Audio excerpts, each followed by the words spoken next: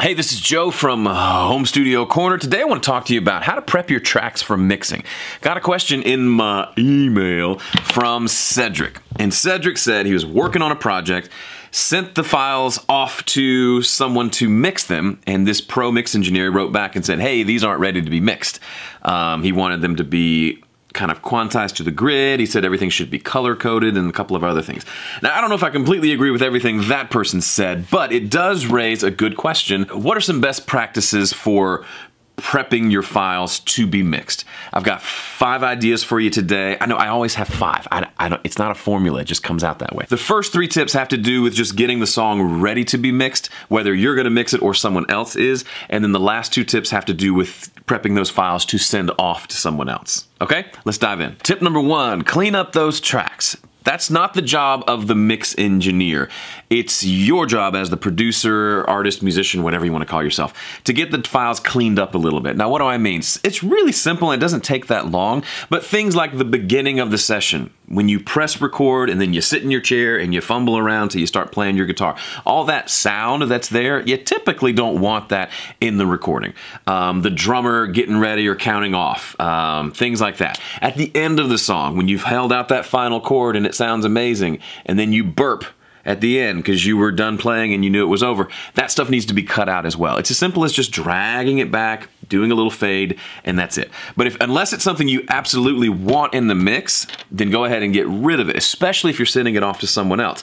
They may think, oh, he must like the burp at the end of the guitar track. I'm gonna leave that in and even turn it up and put some reverb on it to really accentuate the burp.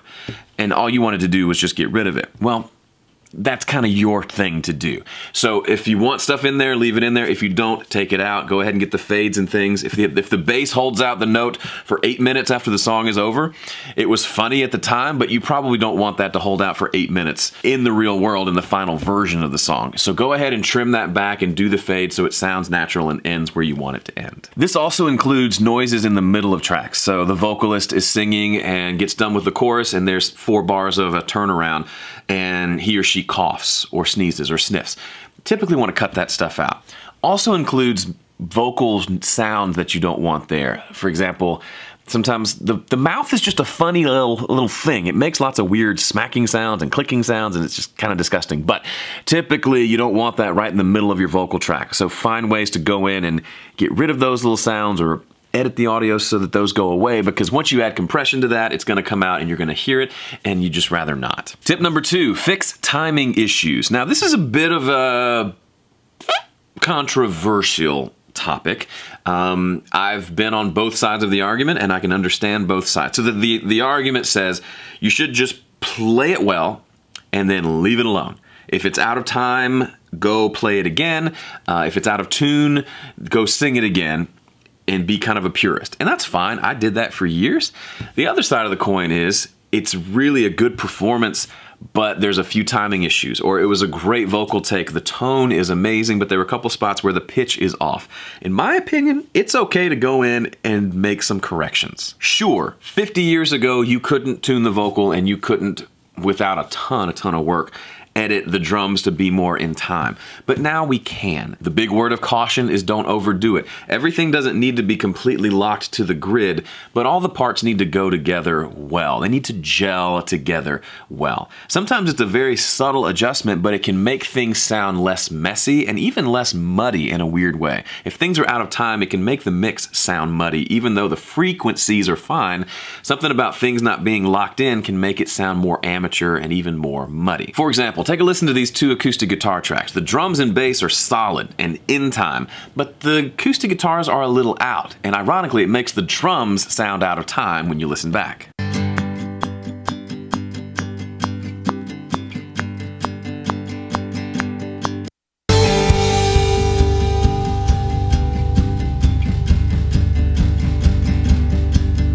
That's my bad. I have this nasty habit of getting ahead of the beat, getting excited, and playing a little bit ahead. It tends to be pretty consistent, but I'm just consistently ahead of the beat for 4 bars at a time or something like that.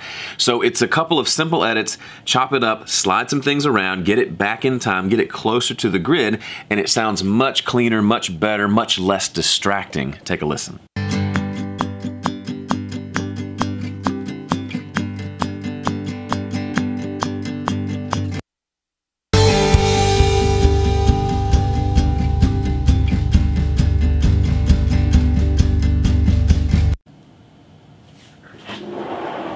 honey. Come on in. You're good. I actually just finished saying a point. So good. Step 3, in addition to fixing timing issues, you want to fix some tuning issues if needed. I used to be a grumpy old fart about this. I would never tune my own vocals. I'm a purist. I can sing in tune. Well, I can, but I can't do it super consistently, and I'm not on the road and singing in the studio every single day of my life, so it takes a little bit of work. And sometimes I'll nail the performance. The tone will be amazing. A few pitch issues. Why not use Melodyne to just tweak those a little bit? Common misconception, and it's probably less so in our world, but out there in the world, is that anybody can come, step in front of a microphone, make a sound, and then we can get to work in our software and make it sound amazing. It's just not true. It's just not. Even if you can make the sound that person made sound on pitch, it's still not going to sound like a good voice, right? There's so much more. Pitch is only one part of what makes a good vocal performance. There's tone, there's how they're singing the vowel sounds, there's the emotion, there's the way they enunciate, the way there's a lot that goes in, the way their face and nasal passages and throat were designed from the time they were a baby. All of that goes into it, and pitch is just one of those things. I don't have any problem EQing a vocal to get the tone to feel better in the mix, and so I don't have a problem tuning the vocal to get the pitch more on track with what I'm wanting it to sound like. That doesn't mean you need to tune every single note. Just tune the ones that sound out of tune. If you're not sure, go check. Okay, yeah, it's a little flat. Let's fix that. Here's an example of some background vocals that I recorded. In the first clip, you'll hear the raw recording, and it's okay, but it's a little pitchy. Take a listen.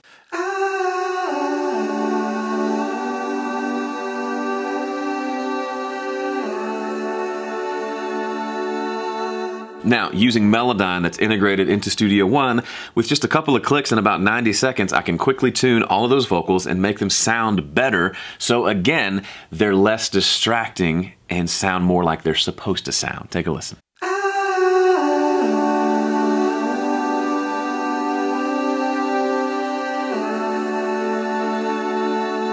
Okay, that's it for the first 3 tips that have to do with getting the song ready to be mixed. And by the way, these are all really fluid. If you're in the middle of mixing the song and then you realize, oh, that vocal's out of tune, you haven't missed it yet. Go ahead and fix it. That's completely fine. Or you're literally on final revisions of the mix and you think, oh, that kick drum, that downbeat he's ahead of the beat.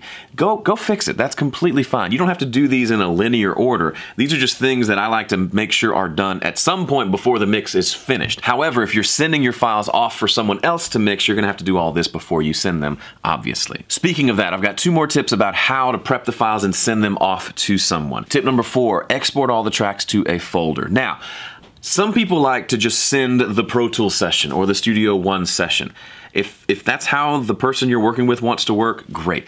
I've literally never done that, at least in the last 8 years. I always have folks send me raw audio files, WAV files, in a folder that I can drag into my session. Why? Because if I open up if you have Studio One, first of all, and you send it to me and I open it up on my system, all your preferences and everything else are gonna be different from mine. It's gonna be laid out differently from mine. You're gonna have different effects sends and just everything's gonna be different. I'm gonna wanna bring it into my system, to my template, and mix it my way, as narcissistic as that sounds. The other thing is our file formats might not be compatible, or some of the files might be missing. There's just a lot of things that can go wrong, and there's not a lot of benefit to it. I've told this story before, but I've worked on songs where I worked in Studio One, Tim recorded drums in Digital Performer, Joel recorded bass into Reason, and then Steve recorded the keyboard parts into Pro Tools, and then I mixed and mastered it all in Studio One. It's completely doable. You just send files to each other. Now, simple way to do that is to make sure all the files begin at 0, okay? Even if the song doesn't start for a minute even, if typically here's the start of your session, and there's several bars until the music actually begins. Just go ahead and make sure everything renders from 0 on. That way, when you send the files off, they can put them into their session, pull them all the way to the left, and everything's gonna line up and be nice and pretty. Now, unfortunately, I can't tell you how to do it on your software because every piece does it differently. Most systems have some sort of export stems feature. Studio One does. I can also just use a certain tool and highlight all the audio and drag it to a folder, and it'll export the audio files as well, with or without plugins. Speaking of plugins, it's up to you if you want to send them with plugins or not. If you used a plugin to create a really cool sound and you definitely want that sound on the mix, then go ahead and send that. If you just did normal mixing stuff and you're not quite sure you made the right choices and you want the mix engineer to make some of those EQ, compression, maybe even reverb choices, then turn the plugins off before you send the files to them. Now, step number 5, this is a pet peeve of mine, but send the mix engineer a download link. Here's what I mean. I've had this happen a lot of times to where I have to tell people in my email that I send to them, send me a download link, send me a download link. Why? Because people, let's say you're using Dropbox. I love Dropbox. Dropbox is amazing unless you do it the wrong way. Let's say you go into your Dropbox account, you've exported the files, and you put them in a folder called Joe Gilder because you're going to send the files to Joe Gilder. And then you go into Dropbox and it says share. Okay, I'm going to share. And it says enter the email address. So you enter my email address. Then I get an email from Dropbox saying so-and-so shared a folder with you.